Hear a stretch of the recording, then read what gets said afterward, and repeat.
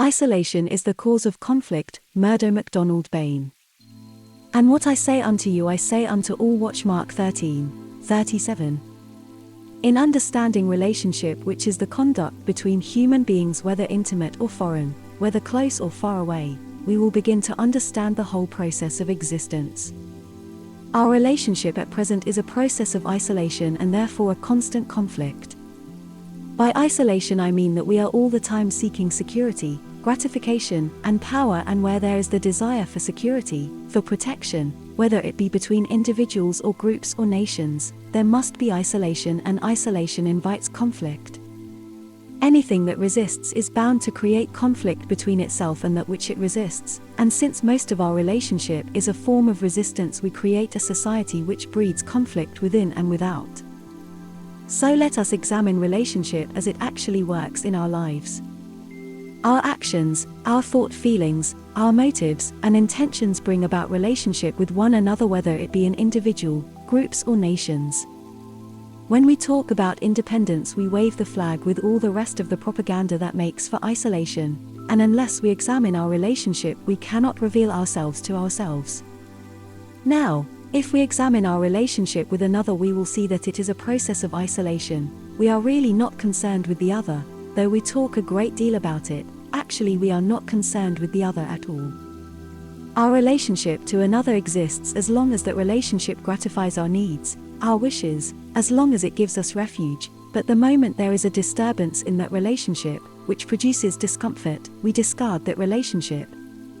The fact is that our relationship exists as long as we are gratified.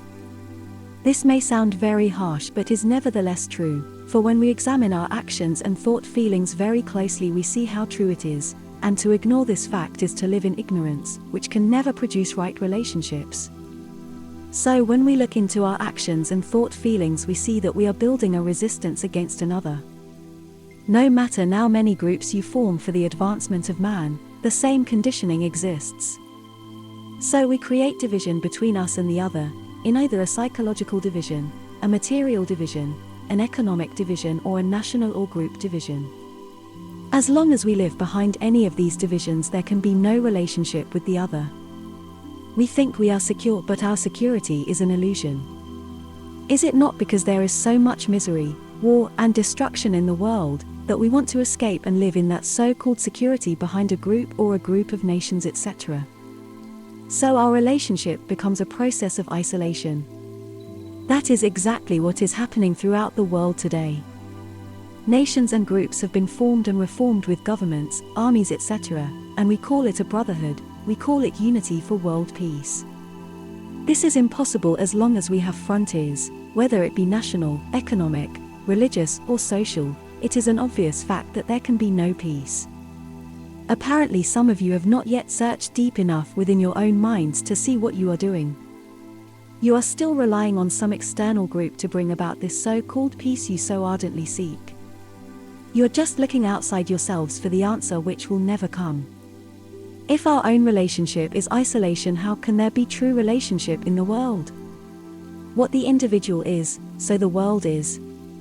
I am writing this lesson for the express purpose of clarifying what I have said in the past and to make it clear to you that true relationship begins with you and not outside yourselves. We isolate ourselves because we want power, individual or national. The desire for power is separation. If we dominate another, whether it be in the home or the office or in the nation, we create an established society which is based upon power, which creates resistance and conflict. The very desire for power, for domination, is isolation. So we are isolating ourselves, thereby creating resistance. I can only show you what you are doing, and if you yourselves do not see what you are doing, then there is no hope for the world or the individual that is isolated. So if we want a world of peace, where there is no destruction, no appalling misery, if we want peace for the individual and the world, we must understand this one fundamental question of relationship. Let it be clear now to you all that as long as you, the individual, seeks power, however much or however little, whether it be prime minister or governor, merely employer or employee, a husband or a wife in the home, that is, as long as you desire the sense of domination or compulsion, the sense of holding power, surely you are bound to create a society which is the result of an isolating process that begets resistance, and where there is resistance there can be no relationship. This false sense of the self is the factor no. L in the process of separation, which breeds isolation. Isolation begets resistance, and resistance begets strife and misery. A person who is kindly and understanding has no sense of domination. Therefore, such a person is not bound to any nationality, to any group, for as long as you have separation in relationship, in individuals, in nations, or groups, there is bound to be resistance, and this leads to conflict and misery. I hope that your mind is capable of grasping what I am saying, for without understanding this you will continue to perpetuate your misery. Any person or group or nation or group of nations who seek power as a form of self-protection, even protection from that which they call God, is still caught up in the isolating process. Isolation then produces resistance and conflict, which leads to further destruction and not to peace. It is obvious to you then, I hope, that as long as relationship is based upon power, domination, there must be the process of isolation which immediately invites conflict. Therefore there is no such thing as living in isolation. No country, no people, no individual can live in isolation. Yet because we seek to dominate in so many different ways, we breed isolation. If we identify ourselves with any group, whether it be religious or national, we build a wall against the other. When we build a wall against something, that something is constantly beating against our wall, and when we resist something it indicates that we are in conflict. Jesus said, "Resist not evil." So unless we understand our relationship with others we will never know ourselves, and by not knowing the self we live in ignorance. Therefore an individual who identifies himself with groups, with nations, and talks about brotherhood is a liar, for he is living in a state of contradiction. That is why it is very important for those who wish to create a new culture, a new society, a new state, first to understand themselves. To understand oneself with the various inward movements and fluctuations we will understand the motives, the intentions, the perils that are hidden, and only in that understanding is there transformation and regeneration. We shall only create a new culture, a new society, which will not be based on conflict, when we understand ourselves. If this has not sunk deep into your minds, it is useless to look to someone outside, some outside means to bring it about.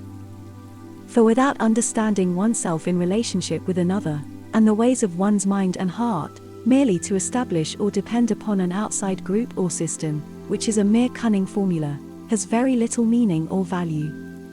True relationship is immediate transformation, and only in this way can we bring about a fundamental basis for peace and understanding in the world. This will come only when the walls of isolation are destroyed, and this can take place only within individuals understanding themselves. I have taken this whole letter to explain this most important question, which I hope you will now all understand. Then do not rely on any outside power to transform the world, for it cannot be done until the individual himself or herself is transformed through understanding the self and the ways of the self. You must love the Lord your God with your whole heart, with your whole soul, with your whole mind, and with your whole strength. You must love your neighbor as yourself. There is no other command greater than these. St. Mark 12:30-31. Benediction. O beloved wholeness, thou art one. Thou art alone, living in each individual. In thee there is no division, no separation. This is peace, love, and wisdom for all. Yet in the mind of man the seed of dissension has arisen through desire for the power of the self. In ignorance man has pursued a state of isolation and separation which is contrary to thy will. O beloved wholeness, thou didst send thy Son into the world to show the way, but man nailed him to a tree. This sin has dogged man ever since, and not until thy will, O Holy One, is made clear to the ignorant man will he ever be free of confusion and conflict through isolation and separation. Yet the words of thy Son are still heard by those who have ears to hear. May it be possible, O Mighty One, that thy will be on earth as it is done in heaven. My peace and my love remain with you. Yours very sincerely, Murdo MacDonald-Bayne.